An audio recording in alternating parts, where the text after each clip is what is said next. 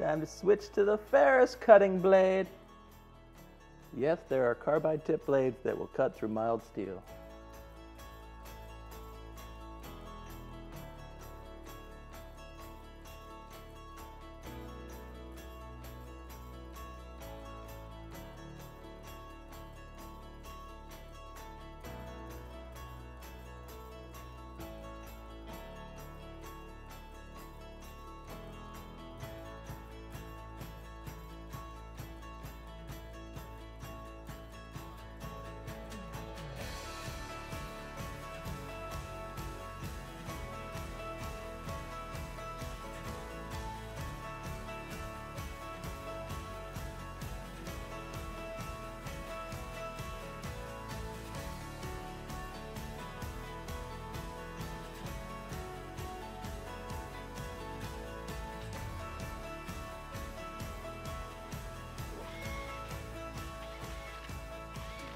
I wanted to let you know Frank Howarth, one of the other makers in our Makers Mob Collective, is releasing a series, a 4-week series on the theory of woodworking design. Bachelor of Architecture from Cornell, Masters in Architecture from Harvard.